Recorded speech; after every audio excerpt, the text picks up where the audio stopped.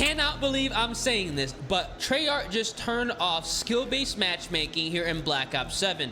There's a new update going live later today, and we're going to be going over the patch notes right now. Let me know down in the comment section what you guys think of this.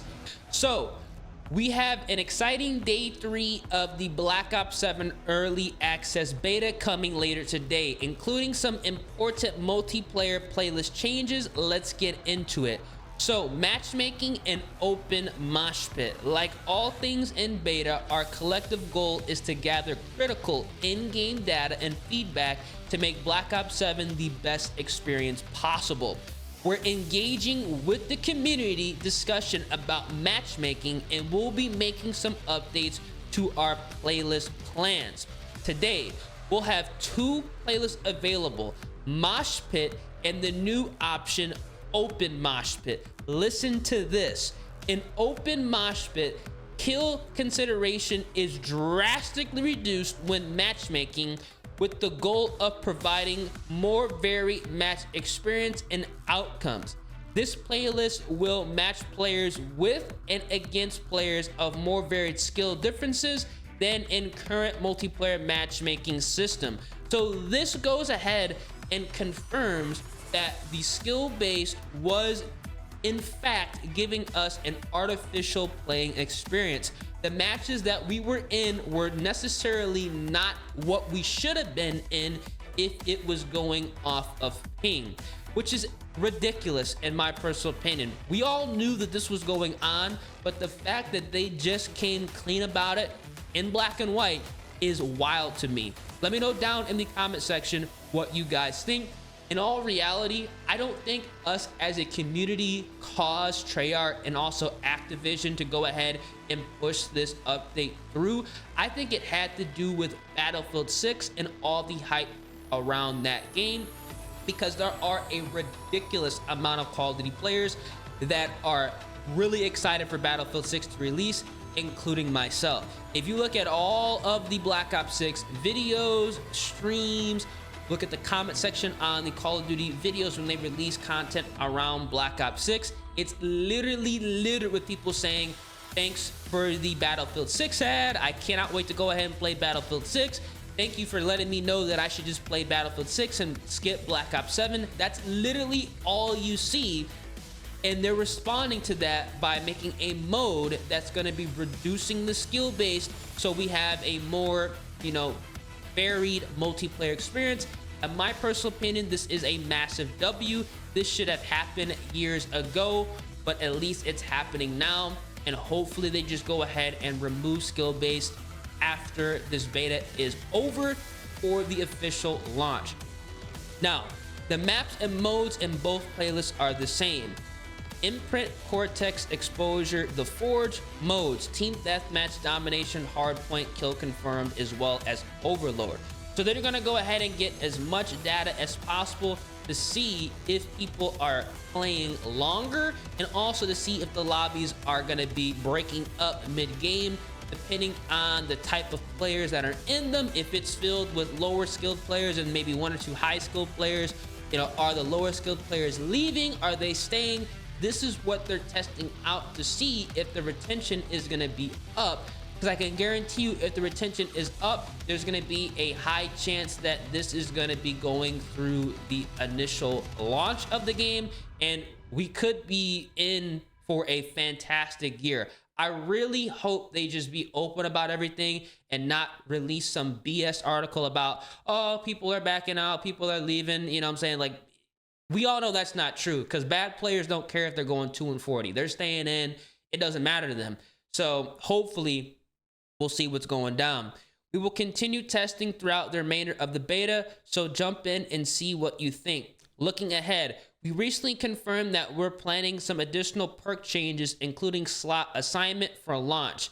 While these updates will not be in beta, we've heard your feedback and will be sharing more about them on the road to launch. We can also confirm that we will be making reloading while wall jumping default behavior for launch. Now let's get into today's update. So weapon tuning, they're already doing weapon tuning, which is actually insane here in the beta. We are so excited that community finally has its hands on Black Ops 7, and we will be closely following feedback on weapons and time to kill. Our changes today predominantly target the Dravec 45 and M8A1. So they're already nerfing these weapons before it even is available for everybody to play. You literally have to pay money, like 60 bucks, 69 bucks, however much this game costs right now. I haven't even bought it yet, but you have to literally pay money to go ahead and have access to the beta. They're already doing weapon balance, which I think is kind of ridiculous, but let's go ahead and see. We currently see these weapons fall ahead of the pack on our TTK data. They also have very high usage, which means they're contributing heavily to combat pacing right now in beta. The goal of the changes outlined below is to bring their average performance closer to other weapons currently available.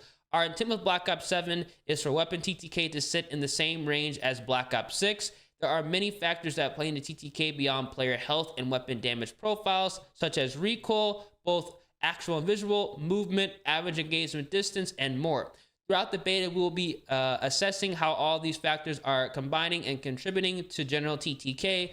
While we may make further adjustments during the beta, it will be crucial for us to consider the entire weapon portfolio for launch in any overarching TTK changes.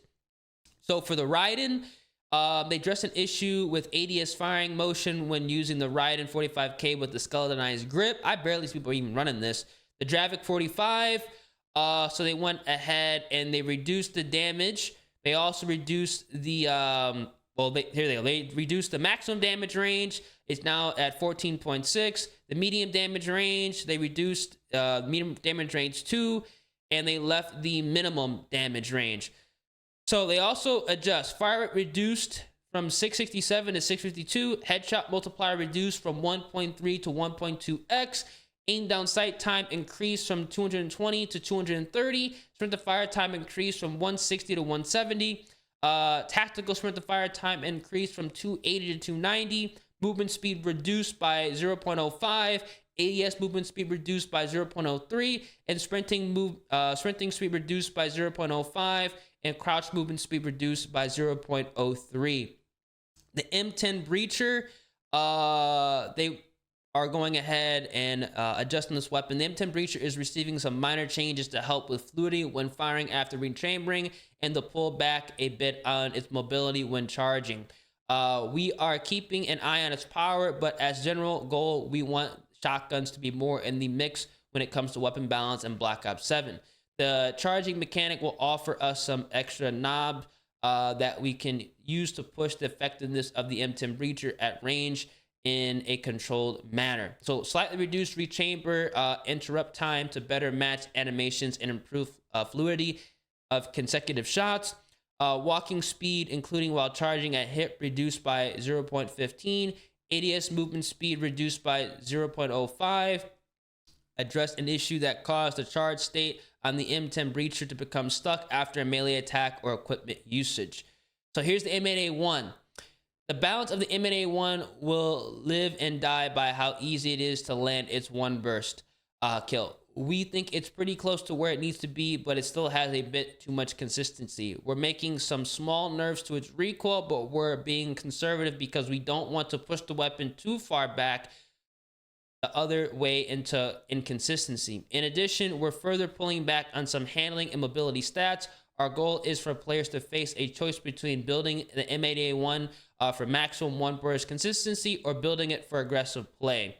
Take a look at this. Slightly increased view kick strength and deviation. Aim down sight speed increased from 300 to 310. Sprint to fire time increased from 210 to 220. Tactical sprint to fire time increased from 320 to 330. Movement speed reduced by 0.15. ADS movement speed reduced by 0.1, sprinting speed reduced by 0.1, and crouch movement speed reduced by 0.1. So very, very interesting here. Sniper rifles, the VS Recon, they significantly improve rechamber stability.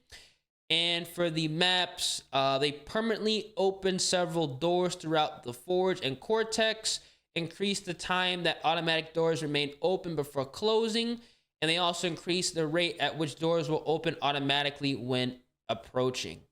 You can see here on the map where the door changes have been made. Let me know what you guys think. Increase visible range of the mini map by 15%. Increase allowable angle for slide wall jump to produce additional forward wall jumps. Adjust spawn logic. We'll see about that.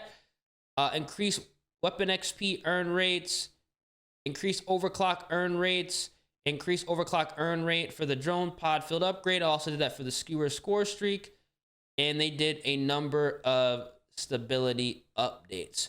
So let me know what you guys think about the patch notes we got for the beta. I think the most important thing about this whole update they're doing is that we're getting the open mosh pit, which is effectively going to be removing / reducing skill-based matchmaking. Let me know down in the comment section what you guys think. I'm going to make my own video going over my thoughts and opinions on Black Ops 7. So stay tuned for that. And if you guys enjoy the content, feel free. Drop a like in the vid, subscribe to the channel, turn on those post notifications. Black Ops 7 is definitely in some hot water. It's in some trouble. The developers know it. Activision knows it. And I think that this open mosh pit confirms it. Hopefully these changes are for the better and we see a better game moving forward. And that's not just for Black Ops 7, but Call of Duty in general. Deuces.